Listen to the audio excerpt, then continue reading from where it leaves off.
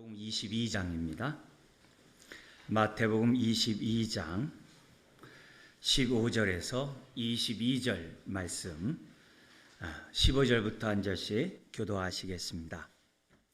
이에 바리새인들이 가서 어떻게 하면 예수를 말의 올무에 걸리게 할까 상의하고 자기 제자들을 헤롯 당원들과 함께 예수께 보내어 말하되 선생님이여 우리가 아노니 당신은 참되시고 진리로 하나님의 도를 가르치시며 아무도 거리는 일이 없으시니 이는 사람을 외모로 보지 아니하심이니이다.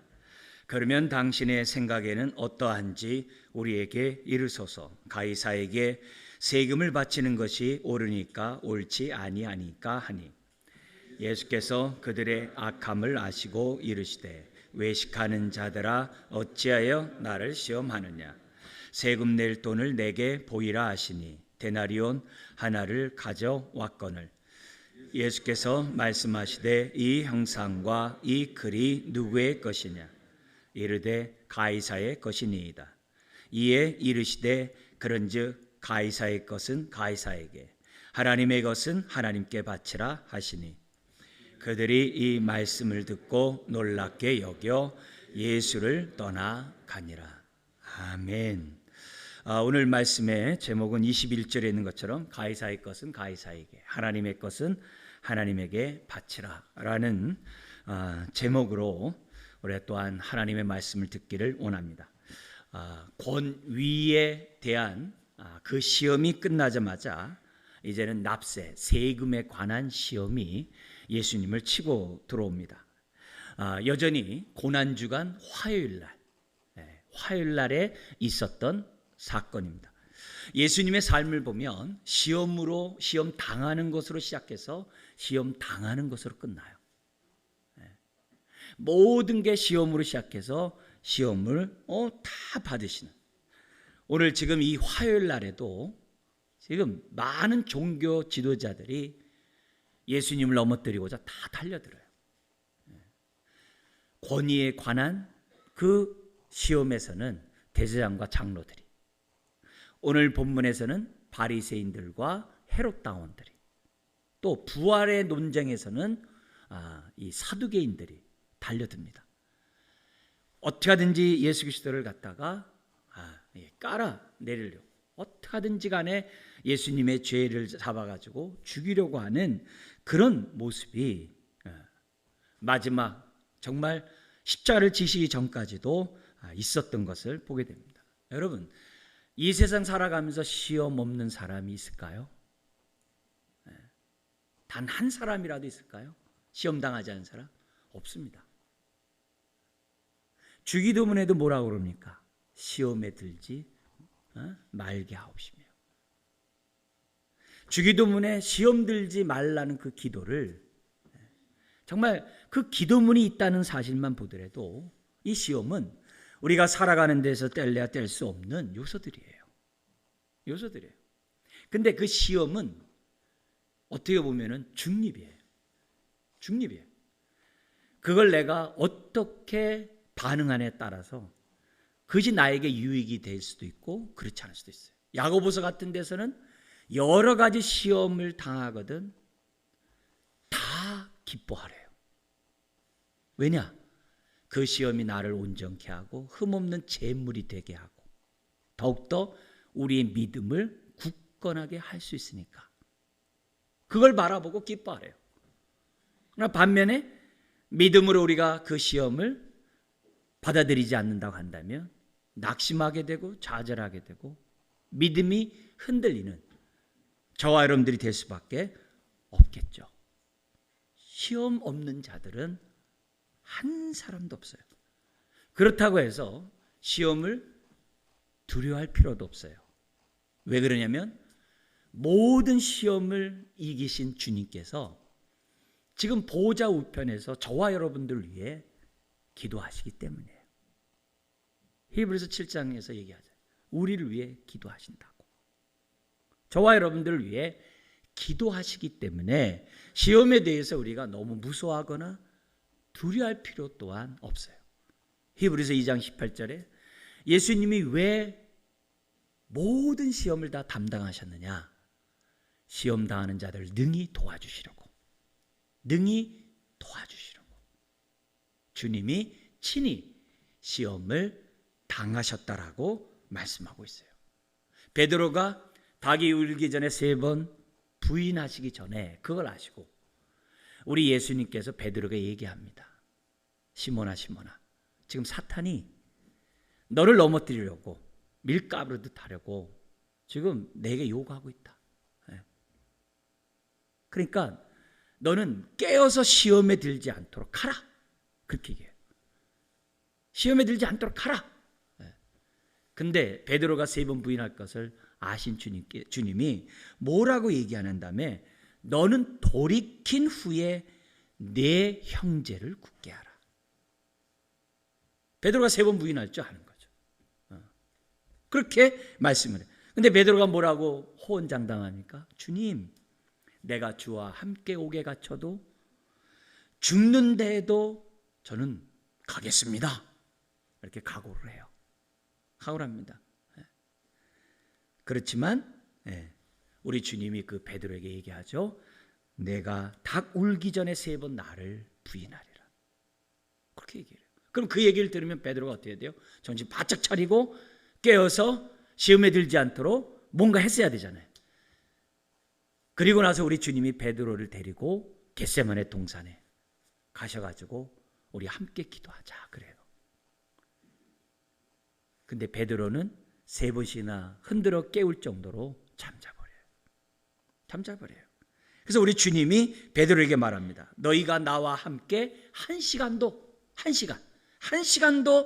이렇게 깨어 있을 수 없더냐. 많은 성도들이 여기에 은혜를 받아가지고 1시간 기도를 해요. 1시간 기도를 해요. 1시간도 깨어 있을 수 없느냐. 우리가 시험을 이기기 위해서는 정말 1시간이라도 기도하면 이길 수 있겠죠. 그러면서 뭐라 그러냐면 시험에 들지 않게 깨어 기도하라. 근데 마음은 온유로되 육신은 약하도다 하면서 베드로가 그냥 자버려요. 그리고 나서 어떻게 돼요? 3번 부인해요. 결국 뭐예요? 1시간 깨어서 기도하지 않으므로 주님이 경고를 했음에도 불구하고 베드로는 3번 부인하죠. 여러분, 우리가 마음만 먹는다고 베드로처럼 호언장담한다고 해서 시험에 안 드는 게 아니에요. 깨어 기도해야 돼요. 1시간이라도 깨어 기도해야 한다는 거죠. 그래서 주님이 본인에게 오시는 많은 시험들을 어떻게 헤쳐나갔는지 우리가 보면서 우리가 시험을 당할 때마다 무조건 두려워하거나 무조건 부정적으로 볼 것이 아니라 이걸 통해서 내 믿음이 어떠한지 현주소를 봐야 돼요. 베드로가 3번 부인한 다음에 회개하잖아요. 주님의 기도 덕분이죠. 회개하잖아요. 회개한 다음에 베드로의 삶이 바뀌잖아요. 만약에 3번 부인하지 않았다면은 베드로는 신앙생활하다가 시험 들고 신앙생활하다가 믿음이 흔들리고 신앙생활하다가 열악한 사람 보면 뭐라고 정죄하지 않았을까? 뭐라고 정죄했을 거예요. 아니, 내가 기도하라고 했잖아. 성령 충만하라고 했잖아. 왜 기도 안 해도 시험 들어? 이렇게 했는지도 몰라요. 근데 본인이 3번 부인하면서 그는 바뀌어요. 시험 당하는 자들을 위로하려고 하고 시험 당하는 자들을 어떻게 하든지 믿음으로 붙잡아 주려고 하고 바뀌어요. 그게 뭐예요? 벌써 하나님이 베드로와 함께하는 증거들이죠. 심지어는 베드로전서에서는 고난당하고 있는 그 성도들을 향하여 인사가 뭐냐면 위로하는 것보다도 찬송하리로다 하면서 이렇게 얘기를 해요. 왜요? 고난을 통해서 자기가 바뀌듯 성도들이 바뀔 것을 베드로는 믿음의 눈으로 봤기 때문에. 그렇기 때문에 오늘 우리들이 이런 시험을 당할 때마다 우리는 어떻게 돼요? 아, 내가 시험 당할 만한 뭐가 있었구나. 죄가 있다든지 악이 있다든지 허물이 있다든지 욕심이 있다든지 그거 지금 깎아내시려고 하는구나. 이런 식으로 우리들이 믿음으로 반응한다고 한다면 시험 앞에 넘어지는 자가 아니라 오히려 시험을 통해서 더 온전히 되고 야고보서처럼 흠없는 제물로 나아갈 수 있다는 사실을 우린 다시 한번 믿음의 눈으로 우리 아이의 시험을 바라봐야 될 줄 믿습니다. 오늘 말씀이 저나 여러분 모두에게 정말 다시 한번 시험을 우리가 믿음으로 바라보는 이 시간이 되었으면 좋겠습니다. 오늘 본문 15절부터 17절에 보면 이렇게 시작하죠. 바리새인들이 어떻게 하면 예수를 말의 올무에 걸리게 할까? 서로 상의하는 가운데 지혜가 떠올랐어요. 자기 제자들을 보내자. 근데 보내는데 그냥 보내지 말고 헤롯 다운과 함께 보내자. 헤롯 다운과 함께 보내자. 그리고 예수님 앞에 와서 이 바리새인 이 제자들이 얘기합니다. 선생님이여, 우리가 아노니 당신은 참되고 진리로 하나님의 도를 가르치시며 말씀을 가르치시며 아무도 꺼리는 일이 없으시니 이는 사람을 외모로 보지 아니하심이라. 왜 사람들이 이렇게 꺼림이 있어요? 외모로 보기 때문에 이제 꺼림이 있다는 그런 의미가 되겠죠. 어쨌든 예수님에게 한 말씀 배우려고 지금 온자처럼 외식하면서 주님 앞에 점잖하게 주님을 높여가면서 질문합니다. 그러면서 뭐라고 얘기하냐면은 당신의 생각에는 어떠한지 우리에게 이르소서. 가이사에게 세금을 바치는 것이 우리니까 옳지 아니하니까. 우리는 바리새인들이 헤롯 당원들을 데리고 이 바리새인과 헤롯 당원들이 함께 예수님을 공격하는 것에 대해서 대적자들이 많네, 이 정도밖에 생각이 안 돼요. 왜냐하면 우리가 그 당시 사는 유대인이 아니기 때문에. 근데 그 당시 살아가는 유대인들의 입장에서 보면은 마태복음 유대인들로 하여금 예수님이 하나님의 아들 메시라는 것을 알게 해서 예수님을 영접하도록 마태복음을 쓴 거거든요. 그러니까 그 당시 유대인의 입장에서 보면 바리새인들이 헤롯 다운과 함께 합정영예하듯이 함께 예수님 앞에 나가, 이게 낯선 행동들이에요. 이게 낯선 일이에요. 왜냐하면 물과 기름이 섞일 수 없는 것처럼 두 그룹은 상종조차 하지 않는 그룹들이에요. 그리고 이들은 납세에 관한 이 문제 때문에 피 터지게 싸우고 있는 그룹들이에요. 헤롯 당은 현실주의, 친로마인 정치 집단들이에요. 로마가 통제를 해야 우리가 안전하게 잘 살 수 있다는 거예요. 반면에 바리새인들은 반로마, 정말 어떻게 하든지 간에 정말 사람들을 갖다가 말씀의 율법에 따라서 신앙생활하게 할까 하는 종교 집단이에요. 종교 집단. 그래서 두 그룹은 항상 고양이와 개처럼 이렇게 으르렁거리면서 있었던 그 두 그룹이에요. 근데 그 두 그룹이 지금 예수님에 와가지고 예수님을 넘어뜨리려고 연합을 하고 있다는 거죠. 이런 모습 속에서 우리 주님이 정말 이런 질문을 받을 때 얼마나 난감하겠어요. 근데 그 당시의 사회의 가장 큰 이슈 중에 하나가 이 납세였거든요. 그 갈릴리 북부에 감나라는 지역이 있어요. 거기 보면은 무력으로 독립을 쟁취하자고 하는 열심 당원들의 본부가 있었어요. 북쪽이에요. 거기 있는데 우리 사도행전 5장에 정말 이 반란을 일으켰던 유다라는 인물이 나와요. 그 인물인지 지금 여기 제가 말씀드린 그 유다가 동일 인물인지 모르지만 시대적으로는 비슷해요. 그 반란군의 사령관인 유다가 이런 말을 합니다. 이스라엘의 단 한 분의 통치자는 황제가 아니라 하나님이다. 로마가 아니라 하나님이다. 그러므로 사람은 로마 제국에게 세금을 내지 말아야 된다 하면서 납세 저항과 무력으로서 이스라엘을 독립하려고 하는 그런 사람들이 있었어요. 그 영향이 커요. 어떤 학자들은 가룟 유다가 그 열심당의 한 당원이었을 것이다라고 얘기할 정도로 굉장히 사회적으로 많이 팽배되어 있는 그런 상황이에요. 자, 이런 속에서 우리 주님은 말 한마디 뻥끗할 수가 없어요. 지난번 권위에서도 무슨 권위로, 누가 권위를 줬기에 이 성전을 갖다 이렇게 소란케 하느냐, 하나님으로부터냐 사람으로냐, 말 한마디 뻥끗하면은 예수님 자신이 어떻게 돼요? 올매 걸리게 되어 있는 그런 상황이잖아요. 똑같은 거 이것도요. 말 한마디 뻥끗해가지고 세금은 바쳐야 됩니다. 그럼 어떻게 돼요? 로마의 앞잡이가 되는 거예요. 바치지 말아야 됩니다. 그러면 어떻게 돼요? 바리새인 쪽이 되는 거예요. 그러면은 헤롯 땅의 입장에서 볼 때 어떻게 돼요? 이건 반역이거든요. 반역이거든요. 정치적 굉장히 민감한, 또 사회적으로 굉장히 민감한 그런 질문이에요. 자, 이런 질문 앞에 우리 주님이 이런 시험을 어떻게 지혜로 답하는지 한번 보죠. 거기 보니까 18절에 이렇게 되어 있습니다. 같이 한번 읽어볼까요? 예수께서 그들의 악함을 아시고 이르시되 외식하는 자들아 어찌하여 나를 시험하느냐. 우리 주님이 그 사람의 마음의 동기를 보셨어요. 동기를 보니까 예수님 앞에서 당신은 여기 보면 참되고 진리로 도를 가르치고, 심지어는 뭐예요? 사람을 외모로 보지 않습니다. 이 한 개 다 뭐예요? 입 바른 소리라는 것을 주님이 보신 거예요. 그래서 그들의 악함을 아시고 외식하는 자들아. 여러분, 외식이 종교적으로 하나님 앞에서 바리새인들처럼 우리가 그렇게 하는 것만이 외식이 아니에요. 사람과의 관계에서 상대방을 해하고자, 손해를 입히고자, 피해를 주고자 계획하는 것도 외식이에요. 그리고 이런 외식은 하나님이 보실 때 악한 행동이에요.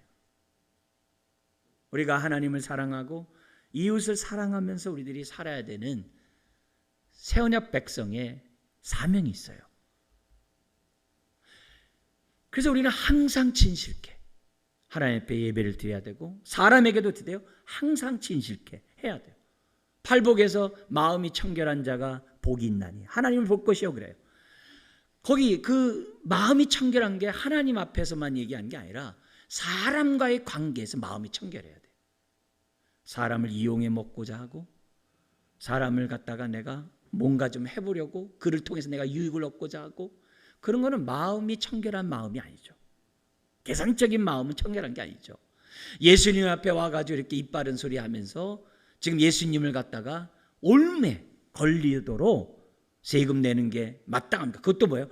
헤롯 당원들이 보고 있는 그 눈앞에서 이런 질문을 한다는 이 사일 자체가, 이거는 벌써 뭐예요?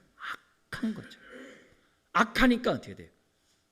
종교적으로 외식할 뿐만이 아니라 사람과의 관계에서도 외식하고 있다는 것을 우리들에게 보여줘요.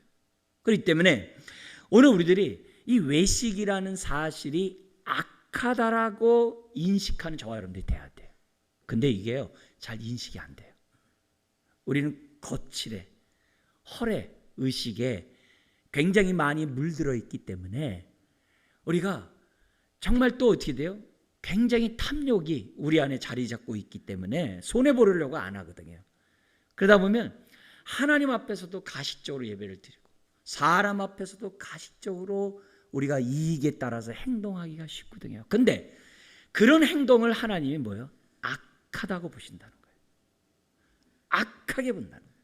이걸 깨달을 수 있는 저와 여러분들이 돼야 돼요. 은혜가 필요해요. 하나님 항상 진실케, 하나님이 오늘도 내가 예배드리는 나의 마음과 예배드리는 나의 동기 지금 어떻게 보시냐, 이게 중심을 보시는 하나님 앞에 우리는 악하다는 말을 들어서는 안 될 줄 믿습니다. 그리고 나서 19절에 우리 주님이 세금 낼 돈을 내게 보이라 하니까 데나리온 하나를 가져옵니다. 아마 헤롯 당원이 데나리온에 그걸 가져다가 예수님 앞에 했겠죠. 왜냐하면 바리새인들은 거기에 로마 황제의 화상이 있기 때문에, 형상이 있기 때문에 만지지도 않았다라는 그런 표현도 있습니다. 자, 그런데 그런 갖고 온 그들에게 우리 하나님의 지혜를 보세요.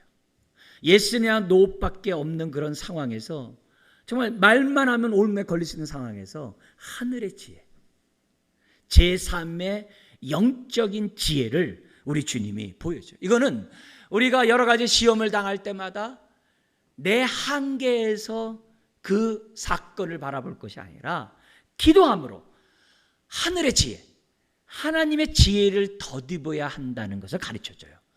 오늘 우리들이 왜 이렇게 하나님의 말씀을 왜 들어야 됩니까? 왜 우리가 주의 말씀을 배워야 됩니까? 하늘의 지혜를 얻어야 되거든요. 그래야 여러 가지 시험을 당하거든 온전히 기뻐하라, 그런 지혜를 얻을 수 있는 거죠. 그런 지혜를 시험을 당할 때마다 주님이 나를 위해 기도해, 그런 지혜를 얻을 수 있는 거죠. 그런 은혜들을, 그런 지혜들을 저와 여러분들이 덧입을 수 있는 거죠. 그러면서 우리 주님 뭐라고 그러냐면은 대나리를 갖고 오자마자 이 형상과 이 글이 누구의 것이냐 이렇게 되니까. 그러니까 21절에 가이사의 겁니다.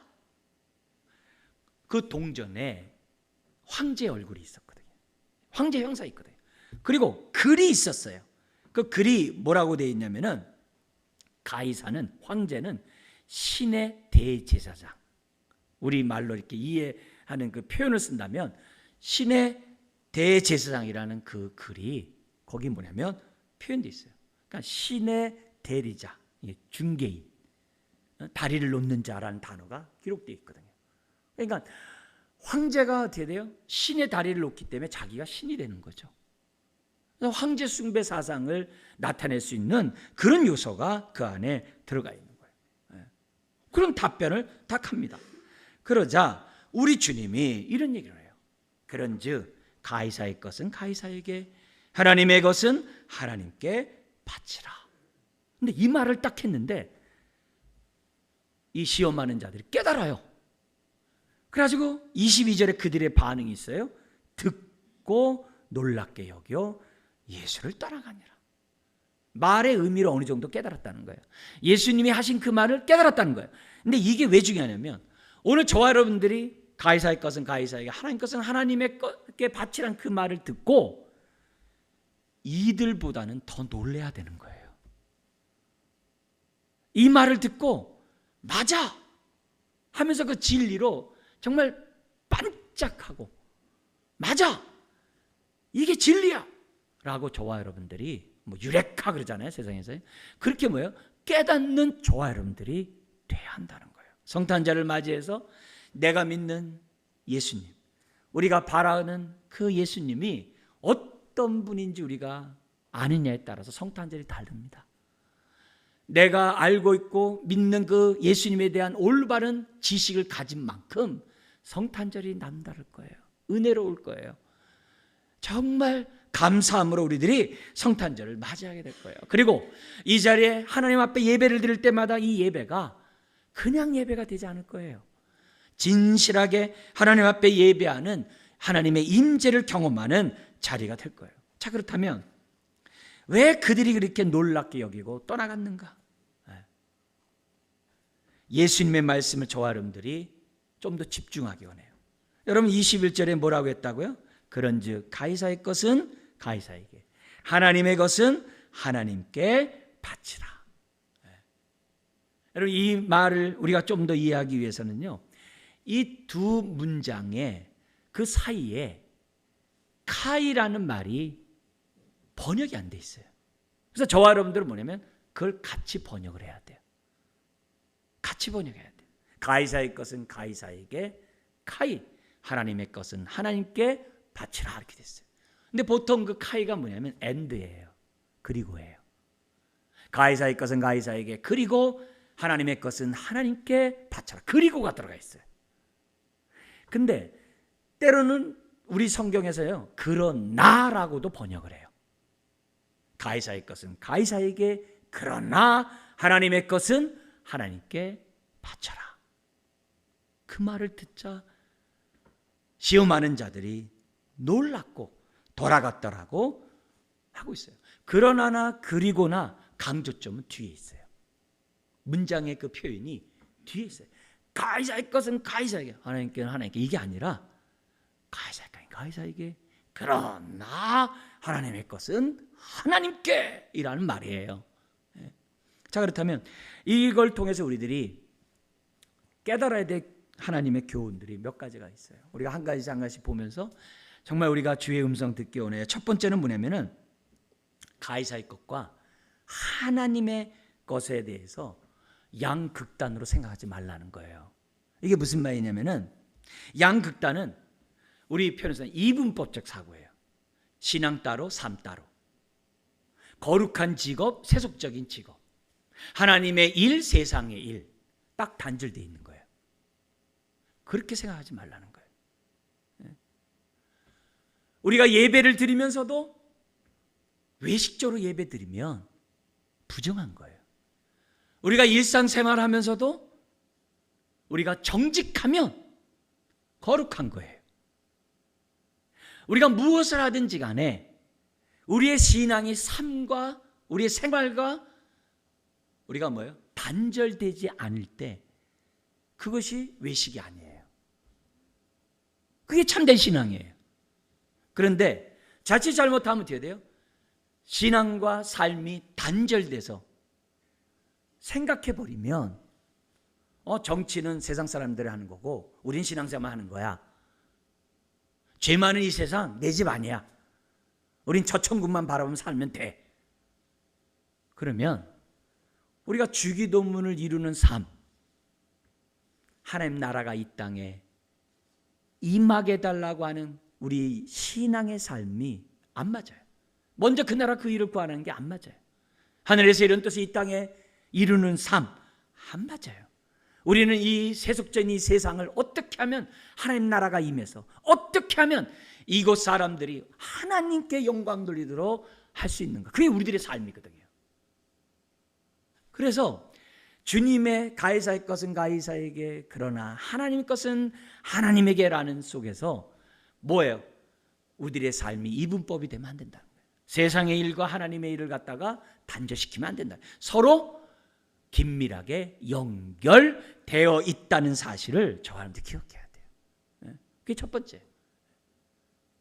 그렇다고 해서 중세 캐톨릭처럼 종교가 정치를 지배함으로 사람들을 종교화 만들므로 기독교를 타락시키는 그것도 온전한 것이 아니에요. 첫 번째 교훈이 뭐라고요? 이분법적 사고방식은 안 된다는 거예요. 양극단은 조심하고 오히려 이 세상 속에서 어떻게 하면 하나님 나라가 임해서 내가 경험한 하나님의 이 사랑을 다른 사람들도 경험하게 할까? 하나님의 공의가 이 땅에 실현되게 할까? 그게 신앙의 삶이라는 것이 첫 번째 교훈이에요. 두 번째, 가이사의 것은 가이사에게 그러나 하나님의 것은 하나님에게란 말이 밀접하게 연관되어 있을 뿐만이 아니라 강조점이 뭐냐 이게.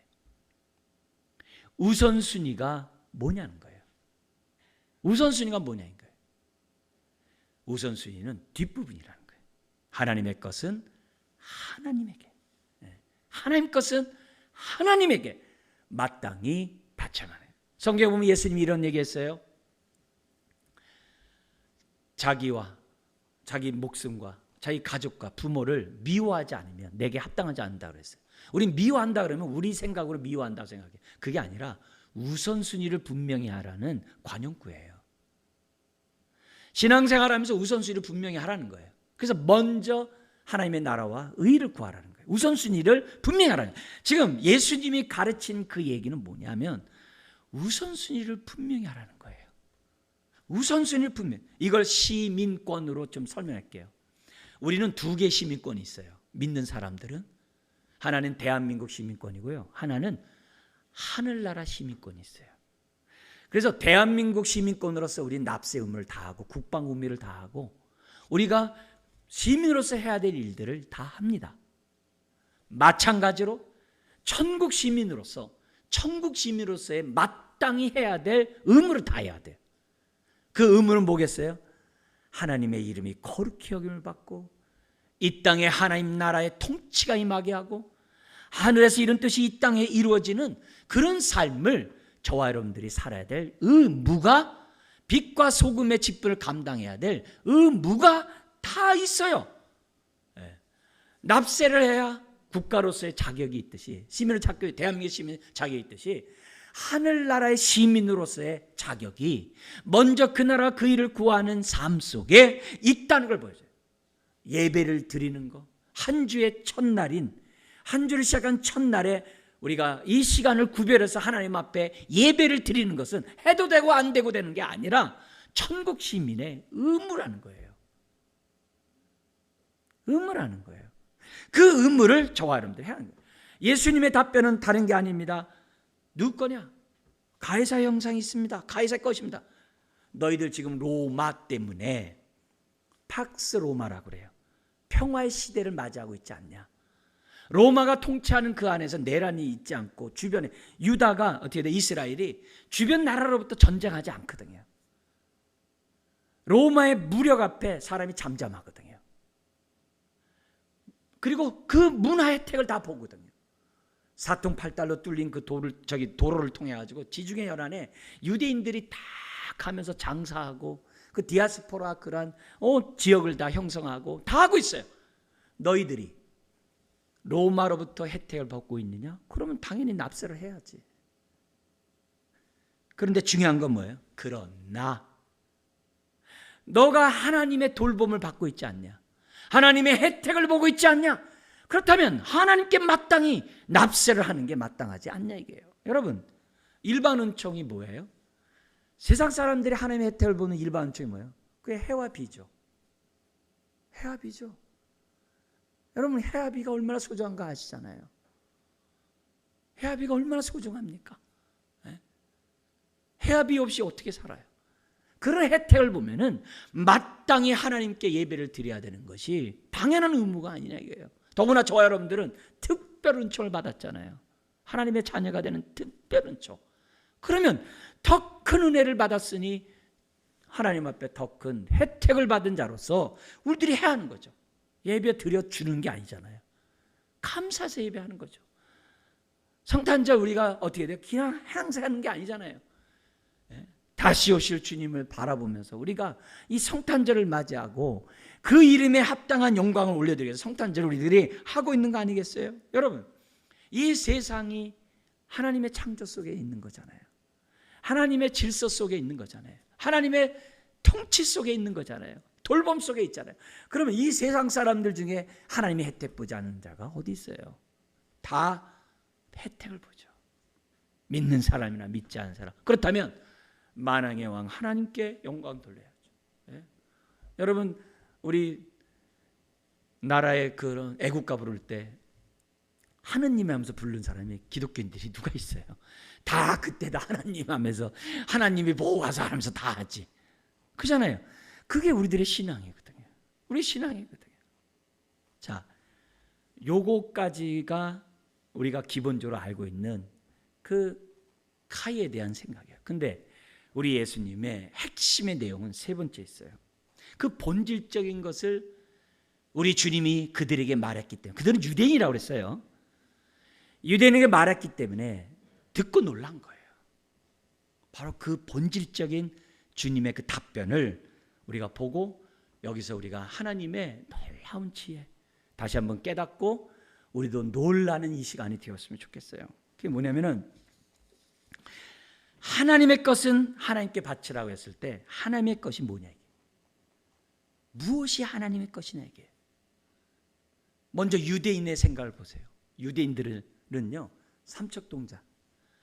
누구나 할 것 없이 유대인들은 자기가 하나님의 형상을 따라 창조되었다는 것을 다 알고 있어요. 유대인이라고 하면 헤롯 당원이라 할지라도 세속적이고 정치 집단이라고 하는 그런 헤롯 당원이라도 자신들이 하나님의 형상을 따라 지음받은 존재라는 사실을 다 알고 있어요. 예외 없어요. 100이면 100, 만이면 만, 다 알고 있어요. 왜냐하면 유대인들은 회당에서 1년 52주 동안에 모세오경, 우리 이번에 읽었잖아요. 창세기, 출애굽기, 레위기, 민수기, 신명기, 모세오경을 1년에 한 번씩 강론하게 돼 있어요. 그러면 신년이 딱 되면 창세기 1장을 보게 돼 있어요.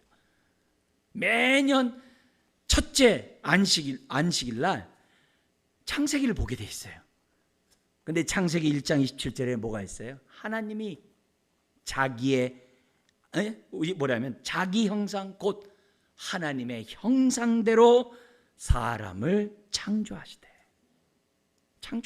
남자와 여자를 창조하시고 저와 여러분들을 창조할 때 어떻게 창조했다고요? 하나님의 형상을 따라 사람을 창조했다는 거예요. 처음에 창세기 1장을 받아들였던 출애굽한 이스라엘 백성, 출애굽한 모세와 함께 출애굽한 이스라엘 백성이 창세기 1장을 보면서요 경기를 했겠죠. 왜요? 그들은 애굽에서 종노릇하면서 신의 형상을 갖고 있는 사람은 바로 황제, 바로 그 왕 하나인 줄 알았거든요. 그리고 나머지는 다 종이었거든요. 근데 자기네들이 자유자라는 거예요. 그런데 자기네들이 하나님의 형상을 따라 지음받았다라고 하는 그 창세기 1장을 받아가지고 출애굽한 1세의 사람은 정말 놀랬겠죠. 놀랬겠죠. 그 놀라운 그 메시지가 지금 뭐예요? 유대인들은 신년 첫 주마다 항상 있는 거예요. 매년. 그렇기 때문에 바리새인이나 헤롯 당들은 하나님의 형상을 따라 자신들이 지음받은 것에 대해서 다 알고 있어요. 주님의 답변은 분명해요. 뭐냐? 그 동전이 누구 것이냐? 가이사의 것입니다. 그러면 그 동전에 가이사의 형상과 가이사의 글이 있냐? 신의 대리자라고 하는 그 글이 있느냐? 그렇다면 가이사에게 바쳐라. 그러나 너희 안에는 누구의 형상이 있느냐 이 말이에요. 너희 안에는 누구의 형상이 있냐 이게요. 바로 너희 안에는 하나님의 형상이 있지 않냐 이거예요. 하나님의 형상이 있지 않냐 이게요. 유대인들은 모든 사람들을 하나님의 형상을 따라 지음받았다라고 다 알고 있다고 그랬어요. 그들이 알고 있는 그걸 주님이 다시 한번 뭐예요? 끄집어내는 거예요. 진리를 할지니 진리가 자유케 한다는 것처럼 진리가 그들로 하여금 놀라운 사실을 깨닫게 되는 거예요. 다시 한번 너무 잘 아는 그 내용을 지금 주님이 다시 드러내는 거예요. 사람 안에는 하나님의 형상이 세워져 있기 때문에 사람은 다 뭐예요? 하나님의 것이 되는 거예요. 그렇기 때문에 하나님의 것은 하나님 앞에 드려야 돼요. 동전? 황제의 형상이 있잖아. 황제에게 줘. 그러나 너희는 누구의 형상이 있다고? 하나님의 형상. 그렇다면 하나님께 드려야 되는 거 아니에요. 그러니까 예수님을 죽이려고 책 잡으려고 왔던 사람이 갑자기 하나님이 보이니까 어떻게 돼요? 놀라가지고 가는 거예요. 지금 그 상황이에요. 그 상황이에요. 여러분, 모든 인간이 하나님의 형상을 따라 지음받았다는 게 얼마나 축복인지 몰라요. 그래서 하나님을 알 만한 지식을 모든 사람이 다 줬다라고 로마서 1장에서는 얘기를 하는 거예요. 우리가 아주 고대 오래전에 있는 사람들은 다 종교가 다 있었잖아요. 왜요? 하나님을 알 만한 지식이 모든 사람 안에 있기 때문에. 왜? 형상을 따라 지음받아서. 영혼이 있다는 것을, 영원이 있다는 것을 그들이 다 안단 말이에요. 그래서 종교가 있는 거예요. 종교가 있는 거예요. 그러니까 우리가 하나님의 형상을 따라 지음을 받아야 된다는, 지음을 받았다는 이 사실 자체가 얼마나 충격적인지 몰라요. 하나님의 것은 어떻게 해야 한다고요? 하나님께 바치라는 거예요. 나는 누구의 것이에요? 하나님의 것이죠. 그럼 나는 어떻게 해야 돼요? 하나님께 바쳐야죠. 당연히 드려야죠. 우리 자신을 바치는 데 있어서 정말 놀라운 고백이 있어요. 그게 뭐예요? 주여라는 말이에요. 우리가 예수님을 나의 주님이라고 고백하는 이 고백은요, 너무너무 놀라운 고백이에요. 왜냐하면 내 인생은 내 것이 아니라 주의 것입니다. 주님 뜻대로 내 인생을 사용해 주십시오 라는 그런 믿음의 고백이 주여거든요. 근데 바리새인들은 주여 주여 하면서 하나님의 뜻대로 살지 않았어요. 그래서 외식하는 자라고 그랬어요. 그래서 하늘나라 못 간다고 그랬어요, 주님이. 근데 이제는 내 인생의 주인이 나인 줄 알았지만 그게 아니라 하나님이 내 인생의 주인이라는 것을 알고 예수님을 나의 주님이라고 고백한다면 그건 큰 은혜요, 큰 축복이요. 바울이 고린도 교회에게 이런 말을 했어요. 성령님이 없이는 아무도 예수를 주라고 고백할 수 없다는 거예요. 왜요? 내 인생 내가 주인이지. 이게 인생이거든요. 내 인생 내 거지. 내 마음대로 하지. 내 시간 내 건데, 내가 갖고 있는 거 다 내 건데, 그게 우리들이거든요. 근데 그게 아니거든요. 우리 안에 하나님의 형상이 있는 거죠. 누구의 것? 하나님의 것. 글자가 또 있어요. 우리에게는 어떤 글도 있어요? 많은 글들이 있죠. 가장 우리가 정말 듣기 좋은 말이 뭐예요? 너는 내 것이다 이거죠. 하나님이 너는 내 자녀다. 그게 가장 좋은 길. 내가 너를 사랑한다. 내가 너를 사랑한다. 그런 마음의 신비에 하나님이 하나님의 글귀들을 다 써놓으셨죠. 더구나 고린도전서 6장 19절에서도 20절에 보면 우리는 주님의 피 값으로 사신받은 자라는 거예요. 하나님 거라는 거예요. 속량이란 말이 주님의 핏값을 주고 사다는 거예요. 핏값을 주고 저와 여러분들을 사가지고 하나님의 자녀를 삼았다라고 말하고 있거든요. 고린도전서 6장 19절 20절에 우리 앞에 있는 화면 한번 같이 읽어볼까요? 너희 몸은 너희가 하나님께로부터 받은 바 너희 가운데 계신 성령의 전인 줄을 알지 못하느냐? 너희는 너희 자신의 것이 아니라 값으로 산 것이 되었으니 그런즉 너희 몸으로 하나님께 영광을 돌리라. 뭘로 영광 돌리라고요? 너희 몸으로. 너의 몸으로. 왜요? 핏값으로 산 주의 것이니까. 더구나 단지 우리 구원만 한 게 아니라 하나님이 우리를 자녀 삼으셨어요. 이게 얼마나 큰 축복입니까? 구원한다면 내버려 두는 게 아니라 나를 자녀 삼았어요. 우리 한번 앞에 있는 화면 읽어볼까요? 요한복음 1장 12절이요. 영접하는 자 곧 그 이름을 믿는 자들에게는 하나님의 자녀가 되는 권세를 주셨어요. 영접하는 순간 자녀가 돼요. 자녀의 권세가 기도거든요. 그래서 기도하는 거예요. 베드로전서 2장 9절도 한번 같이 읽어볼까요?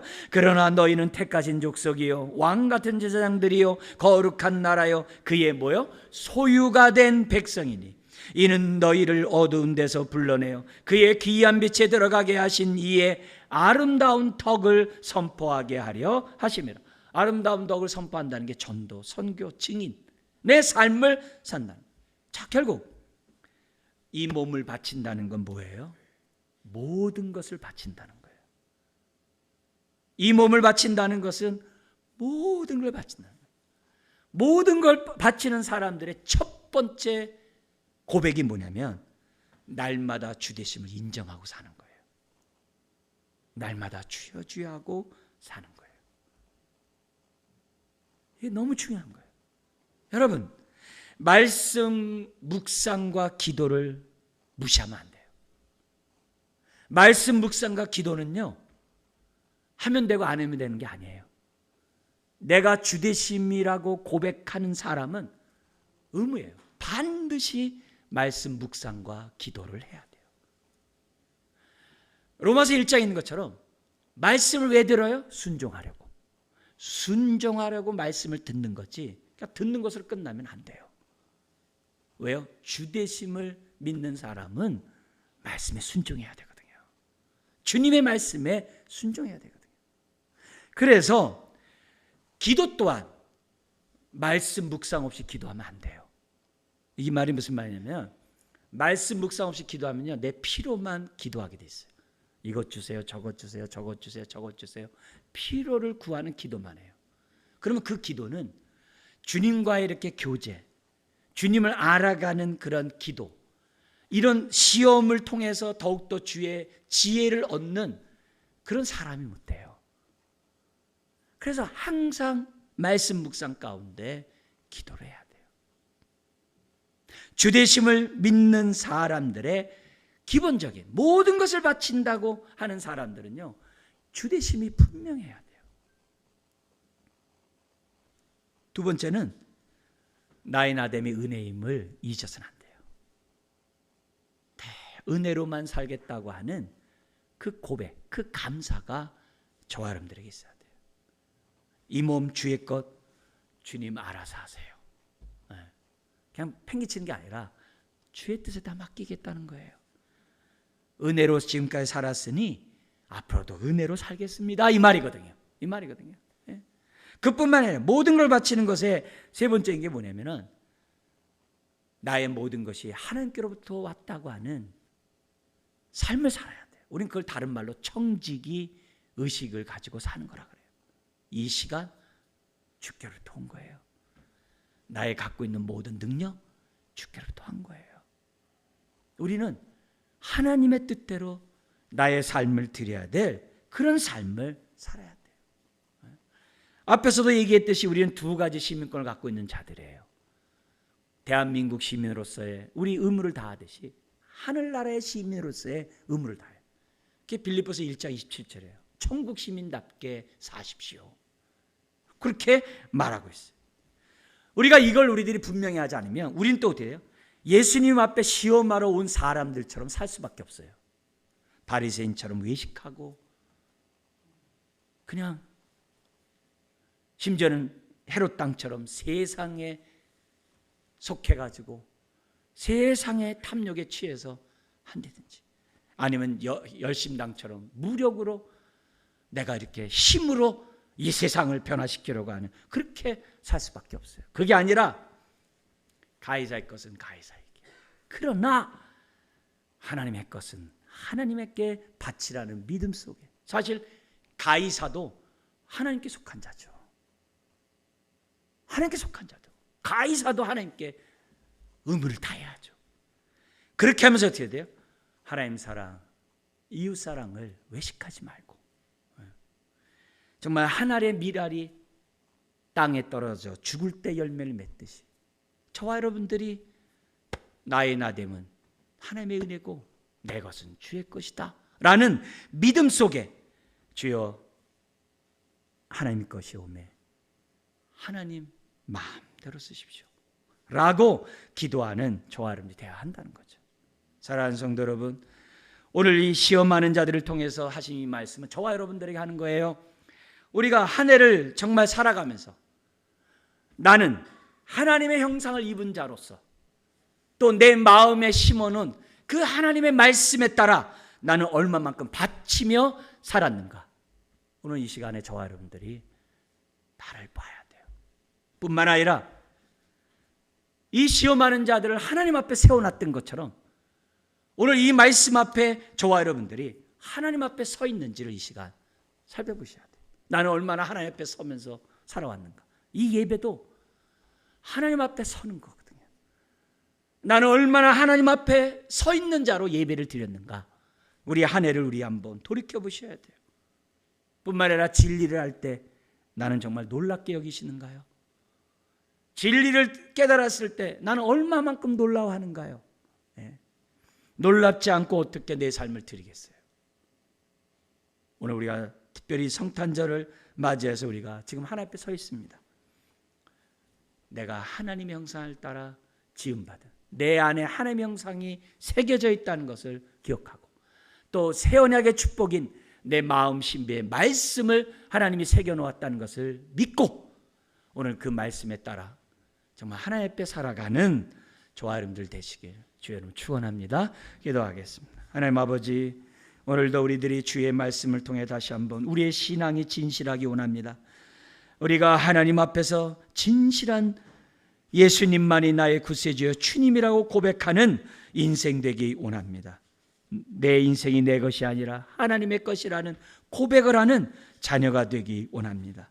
주여 하나님의 뜻대로 이 인생을 드림으로 천국을 맛보고 하나님의 축복의 통로들이 다 되는 주의 인생들 다 되게 하여 주옵소서. 감사하며 예수님의 이름으로 기도드리옵나이다. 아멘. 찬송가